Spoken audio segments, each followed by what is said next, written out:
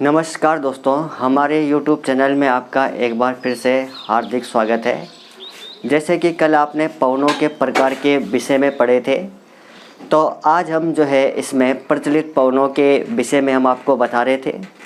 तो प्रचलित पवनों के जो प्रकार है वो 3 प्रकार के हैं।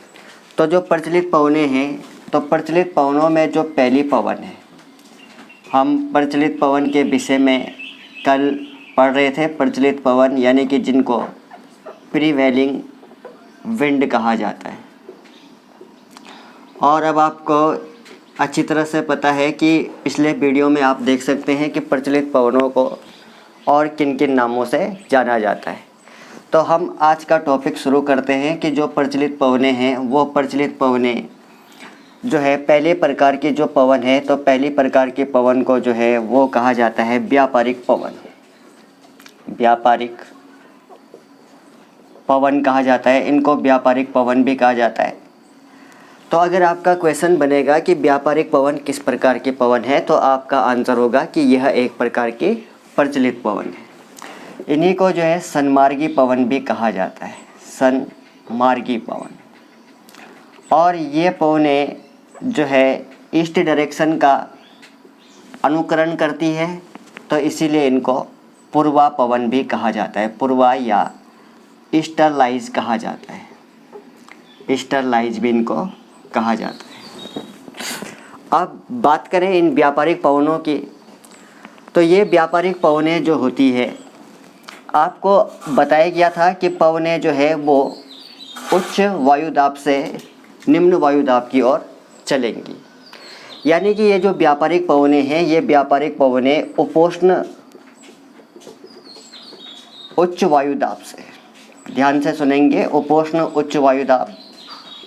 और कल आपको बताया था कि उपोष्ण उच्च वायुदाब ग्लोब पर उसकी स्थिति कहाँ पर होती है।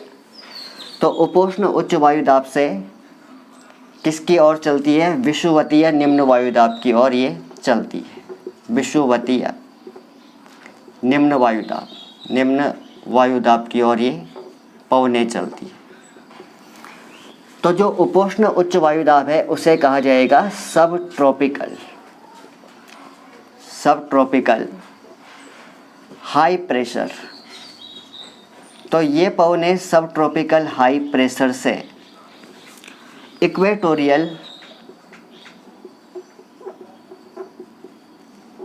इक्वेटोरियल लो प्रेशर बेल्ट की ओर चलती है, इक्वेटोरियल लो प्रेशर की ओर चलती है। अब देखिए, इसको हम चित्रों के माध्यम से इसको अब हम समझ सकते हैं। तो आपने कहा कि ये आपका पूरा का पूरा ग्लोब है, और इस ग्लोब में हमने सब ट्रॉपिकल हाई प्रेशर और इक्वेटोरियल लो प्रेशर जोन को दर्शाना है। तो अब आपको पता है कि भाई ये आपकी जो है 0 डिग्री अक्षांश रेखा है, जिसे कहा जाता है विषुवत रेखा या इक्वेटोरियल लाइन। और ये जो इक्वेटोरियल लाइन के जो आसपास का क्षेत्र है, 5 डिग्री उत्तरी अक्षांश से लेकर के 5 डिग्री दक्षिणी अक्षांश तक का जो क्षेत्र है, इसी क्षेत्र को जो है इक्वेटोरियल लो प्रेशर बेल्ट कहा जाता है। इसी को कहा जाता है विषुवतीय निम्न वायुदाब क्षेत्र। तो इसी को जो है विषुवतीय निम्न वायुदाब का क्षेत्र कहा जाता है। निम्न वायुदाब यानी कि विषुवतीय निम्न वायुदाब का क्षेत्र जो है वो 5 डिग्री उत्तरी अक्षांश से लेकर के 5 डिग्री दक्षिणी अक्षांश रेखा के बीच में है। और अब उपोष्ण उच्च वायुदाब की बात करें, तो उपोष्ण उच्च वायुदाब दोनों जगह बनेगा। तो आपको पता है कि ये आपका 23.5 डिग्री उत्तरी अक्षांश रेखा है, और ये आपकी 35 डिग्री उत्तरी अक्षांश रेखा है। उसी प्रकार से 23.5 डिग्री दक्षिणी अक्षांश रेखा और 35 डिग्री उत्तरी अक्षांश रेखा के बीच का जो जोन है, उस जोन में ही उपोष्ण उच्च वायुदाब पाया जाता है। तो यहाँ पे हम कह सकते हैं कि ये वाला जो क्षेत्र है, ये उपोष्ण उच्च वायुदाब का क्षेत्र है। ये आप कल के वीडियो में, इससे पहले वाले वीडियो में आप इसको समझ सकते हैं। और दक्षिणी गोलार्ध की बात करें तो दक्षिणी गोलार्ध में उपोष्ण उच्च वायुदाब का क्षेत्र ये वाला क्षेत्र है। अब देखिए, अब ये जो व्यापारिक पवनें हैं ये उच्च वायुदाब से निम्न वायुदाब की ओर चल रही है। तो उत्तरी गोलार्ध में इनकी जो डायरेक्शन होगी, उत्तरी गोलार्ध में अगर इनकी डायरेक्शन देखें तो नॉर्थ हेमिस्फीयर में इनकी जो डायरेक्शन होगी वो नॉर्थ से साउथ की ओर होगी, और दक्षिणी गोलार्ध में इनकी डायरेक्शन देखें तो दक्षिणी गोलार्ध में इनकी डायरेक्शन साउथ से नॉर्थ की ओर होगी। लेकिन कोरियालिस बल और फेरल के नियम के अनुसार उत्तरी गोलार्ध में ये पवनें अपनी दाईं ओर मुड़ जाएंगी और दक्षिणी गोलार्ध में ये पवनें अपनी बाईं ओर मुड़ जाएंगी। तो अब हम कह सकते हैं कि भाई ये जो व्यापारिक पवनें हैं, इन व्यापारिक पवनों की दिशा जो है वो दिशा क्या होगी। अब हम कोरियालिस बल और फेरल के नियम के अनुसार इनकी दिशा तय करेंगे। तो व्यापारिक पवनों की जो दिशा है, व्यापारिक पवनों की जो डायरेक्शन है, दिशा है, वो दिशा अगर हम बात करें उत्तरी गोलार्ध में, उत्तरी गोलार्ध या नॉर्थ हेमिस्फीयर में अगर हम देखें तो उनकी दिशा किस ओर होगी। तो भाई इस वाले पॉइंट से इस वाले पॉइंट की ओर ये पवनें चल रही है। तो आप अपने आप को खुद इमेजिन कीजिए कि आप इस वाले पॉइंट पे खड़े हैं और आपका मुंह नीचे की ओर है। तो ऐसी कंडीशन में आपका जो दायां होगा वो दायां इधर होगा, यानी कि ये पवनें अपनी दाईं ओर मुड़ जाएंगी। तो ये पवनें अपनी दाईं ओर मुड़ जाएंगे तो ये पवनें इस प्रकार से चलेंगी। तो उत्तरी गोलार्ध में इनकी जो दिशा है वो दिशा इस तरह से आ गई। ये पूरब है, ये पश्चिम है, ये उत्तर है और ये दक्षिण है। तो इस दिशा से ये चल रही है, यानी कि उत्तर पूर्व से ये दक्षिण पश्चिम की ओर चल रही है। तो उत्तरी गोलार्ध में इनकी दिशा क्या होती है? उत्तरी गोलार्ध में इनकी दिशा उत्तर पूर्व होती है। तो उत्तर पूर्व से ये क्रिएट होती है। और अगर दक्षिणी गोलार्ध की बात करें तो दक्षिणी गोलार्ध या साउथ हेमिस्फीयर, जो दक्षिणी गोलार्ध है या जो साउथ हेमिस्फीयर है, उसमें इनकी दिशाएं क्या होंगी? तो यहाँ से यहाँ की ओर चलेंगी ये। तो जब इस वाले पॉइंट से इस वाले पॉइंट की ओर चलेंगी तो ये अपने दक्षिणी गोलार्ध में अपनी बाईं ओर मुड़ जाएंगी। तो इनका बायां इधर होगा। तो दक्षिणी गोलार्ध में इस प्रकार से इन पवनों की दिशा जो है दक्षिण पूरब से उत्तर पश्चिम की ओर होगी। तो दक्षिणी गोलार्ध में इन पवनों की दिशा जो है वो दक्षिण पूरब से ये चलेंगी। अब जिस डायरेक्शन से ये क्रिएट हो रही है उसी डायरेक्शन के नाम से इनको पूर्वा पवनें कहा जाता है। अतः इनको पूर्वा पवनें या ईस्टरलाइज कहा जाता है। तो इनको ईस्टरलाइज इसलिए कहा जाता है क्योंकि ये उत्तरी गोलार्ध में उत्तर पूर्व दिशा से क्रिएट होती है और दक्षिणी गोलार्ध में ये दक्षिण पूर्व दिशा से उत्पन्न होती है। तो इसीलिए इनको पूर्वा पवनें कहा जाता है। अब आगे अगर हम बात करें तो ये पवनें जो है, ये पवनें आपकी 30 डिग्री अक्षांश से, लगभग 30 डिग्री अक्षांश से, जो 30 डिग्री अक्षांश रेखा वाला क्षेत्र है वहाँ से, दोनों गोलार्धों में, उत्तरी गोलार्ध में भी और दक्षिणी गोलार्ध में भी, तो 30 डिग्री अक्षांश रेखा से ये 5 डिग्री अक्षांश रेखा की ओर चलती है। 5 डिग्री अक्षांश रेखा जहाँ पर निम्न वायुदाब का क्षेत्र है वहाँ की ओर ये चलती है। ये पवनें जो होती है, ये पवनें जब किसी महासागर को पार करके महाद्वीप पर पहुँचती है तो महाद्वीप के पूर्वी भाग पर ये पवनें क्या करती है? अत्यधिक वर्षा करती है।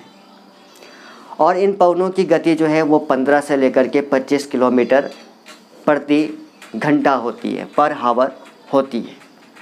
तो ये व्यापारिक पवनों के बारे में आपने समझ लिया। तो व्यापारिक पवनें यानी कि इनको ट्रेड विंड कहा जाता है। तो ट्रेड विंड ही ईस्टरलाइज कहलाती है। अब इसके बाद हम दूसरे प्रकार की पवनों की बात करेंगे तो वो हमारा वेस्टरलाइज होगा। दूसरे प्रकार के जो हमारी प्रचलित पवनें हैं वो पछुआ पवनें हैं। तो इन पवनों को पहले हम देखेंगे कि ये ग्लोब पर कहाँ से कहाँ की ओर चलेंगी। तो ये पवनें जो है इस वाले पॉइंट से इस वाले पॉइंट की ओर चलेंगे, क्योंकि यहाँ पे उच्च वायुदाब है और यहाँ पे निम्न वायुदाब है। तो दक्षिणी गोलार्ध में भी देखेंगे तो ये इस वाले पॉइंट से इस वाले पॉइंट की ओर चलेंगी, उच्च वायुदाब से निम्न वायुदाब की ओर चलेंगी। तो कुल मिलाकर के हम ये कह सकते हैं कि ये जो पछुआ पवने हैं, ये पछुआ पवने उपोष्ण उच्च वायुदाब से, उपोष्ण उच्च वायुदाब, उपोष्ण उच्च वायुदाब से उपध्रुवीय निम्न वायुदाब की ओर चलती है। और अब आपको पता है कि उपोष्ण उच्च वायुदाब का क्षेत्र ग्लोब पर कहाँ पर है और उपध्रुवीय निम्न वायुदाब का क्षेत्र ग्लोब पर किन अक्षांश रेखाओं के बीच है। तो उपोष्ण उच्च वायुदाब से उपध्रुवीय निम्न वायुदाब की ओर ये चलेंगी। यानी कि आप कह सकते हैं कि ये जो पवने होती है, ये पवने सब ट्रॉपिकल, तो ये पवने सब ट्रॉपिकल हाई प्रेशर बेल्ट से, हाई प्रेशर बेल्ट से सब पोलर लो प्रेशर बेल्ट की ओर ये चलती है। सब polar low pressure belt, LPB, low pressure belt, इसकी ओर ये चलती है।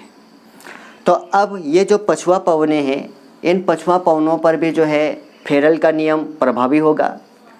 तो अब ये पवने जो है, आप यहाँ पे चित्र के द्वारा, एक और चित्र के द्वारा इसको समझ सकते हैं कि ये पवने इस वाले पॉइंट से इस वाले पॉइंट की ओर चल रही है, नीचे वाले पॉइंट से ऊपर वाले पॉइंट की ओर चल रही है, और दक्षिणी गोलार्ध में जो है इस वाले पॉइंट से इस वाले पॉइंट की ओर ये चल रही है, लगभग इस वाले पॉइंट की ओर ये चल रही है। तो अब जब पवने इस वाले पॉइंट से इस वाले पॉइंट की ओर चल रही है, तो फेरल के नियम के अनुसार उत्तरी गोलार्ध में वो पवने जो है अपनी दाईं ओर मुड़ जाएंगे। तो उत्तरी गोलार्ध में इनकी डायरेक्शन ये होगी। यानी कि उत्तरी गोलार्ध में ये जो पछुआ पवने हैं, तो उत्तरी गोलार्ध में इनकी जो डायरेक्शन होगी, पछुआ पवनों की डायरेक्शन नॉर्थ हेमिस्फीयर या उत्तरी गोलार्ध में, तो उत्तरी गोलार्ध में ये दक्षिण पश्चिम से उत्तर पूर्व की ओर ये चल रही है। यानी कि दक्षिण पश्चिम में ये क्रिएट हो रही है, दक्षिण पश्चिम से उत्तर पूर्व की ओर ये चल रही है, उत्तर पूर्व की ओर ये चल रही है। और नाम वहीं पे होगा, उसी डायरेक्शन से नाम होगा जिस डायरेक्शन में वो क्रिएट हो रही है। तो ये जो है साउथ वेस्ट से नॉर्थ ईस्ट की ओर चल रही है। अब दक्षिणी गोलार्ध की बात करें, साउथ हेमिस्फीयर की बात करें, तो दक्षिणी गोलार्ध में भी ये पवने इस वाले पॉइंट से इस वाले पॉइंट की ओर चल रही है। तो दक्षिणी गोलार्ध में ये पवने फेरल के नियम के अनुसार बाईं ओर मुड़ जाएंगी।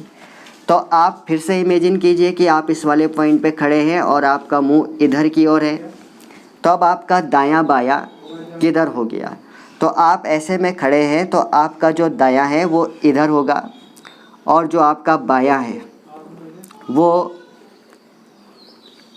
इधर की ओर होगा, इधर की ओर होगा।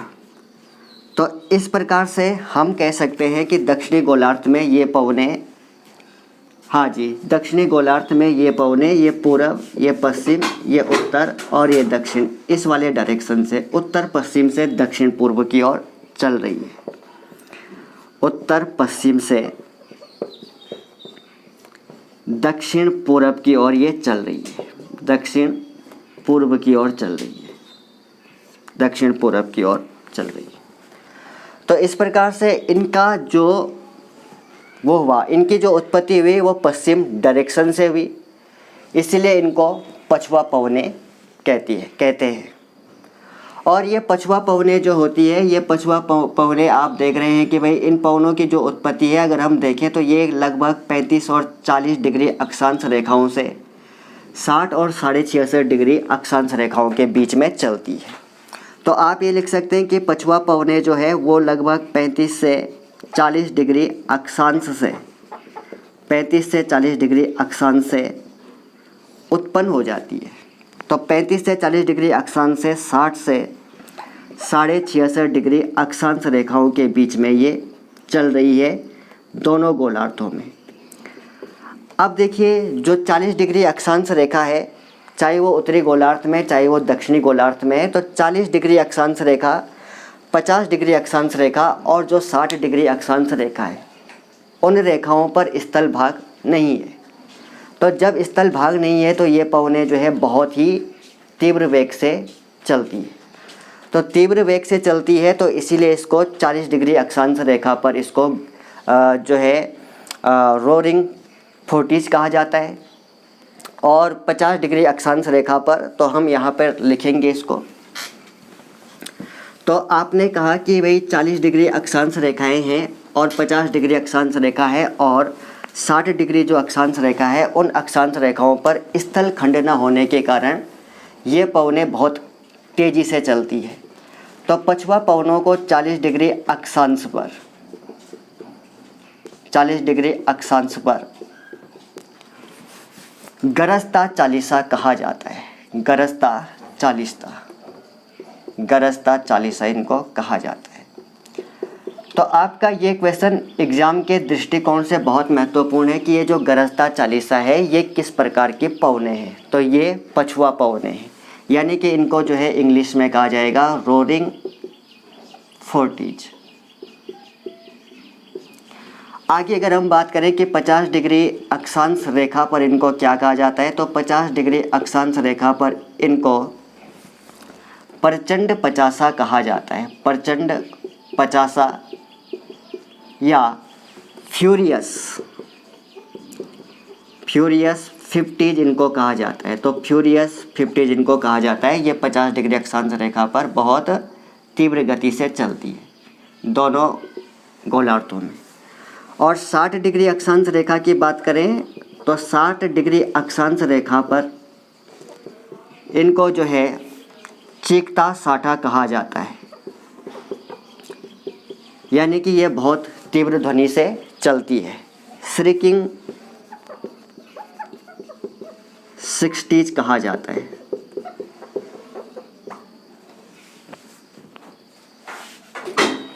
तो इस प्रकार से ये पछुआ पवनें होती है। अब दोस्तों जो तीसरी प्रकार की पवनें हैं वो है ध्रुवीय पवनें। तो ध्रुवीय पवनों की हम डायरेक्शन देखेंगे। ध्रुवीय पवनें या जिनको कहा जाता है पोलर विंड। तो अब ये कहाँ से कहाँ की ओर चल रही है, आप इसको ग्लोब के द्वारा समझ सकते हैं।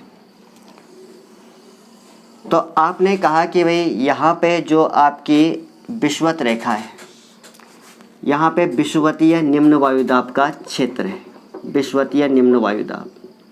और ये आपका जो है उपोष्ण उच्च वायुदाब है, उपोष्ण उच्च वायुदाब।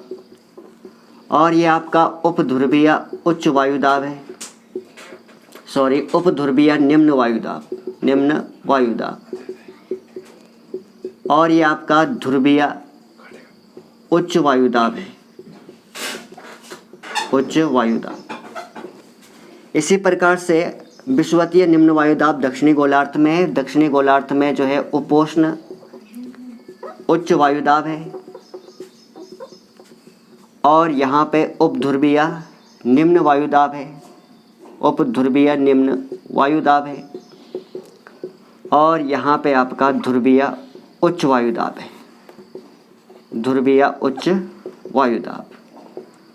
अब जो पवनें हैं वो पवनें उच्च वायुदाब से निम्न वायुदाब की ओर चलती है, हमेशा याद रखेंगे।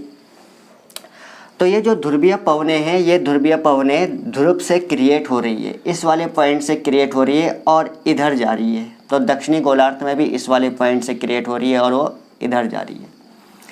तो ध्रुवीय उच्च वायुदाब पवनें जो ध्रुवीय पवनें हैं वो ध्रुवीय उच्च वायुदाब से, ध्रुवीय उच्च वायुदाब, ध्रुवीय उच्च वायुदाब यानी कि पोलर हाई प्रेशर बेल्ट से, high pressure belt, polar high pressure belt से उपध्रुवीय निम्न वायुदाब, उपध्रुवीय निम्न वायुदाब बेल्ट की ओर चल रही है। उपध्रुवीय निम्न वायुदाब, यानी कि आप कह सकते हैं कि सब पोलर लो प्रेशर बेल्ट की ओर ये चल रही है, लो प्रेशर बेल्ट की ओर चल रही है। अब हम अगर बात करें कि अब इनकी डायरेक्शन की बात करें तो उत्तरी गोलार्ध में इनकी जो दिशा है, उत्तरी गोलार्ध की बात करें तो उत्तरी गोलार्ध नॉर्थ हेमीस्फीयर की अगर हम बात करें तो उत्तरी गोलार्ध में ये पवनें इस वाले बिंदु से इस वाले बिंदु की ओर चल रही है।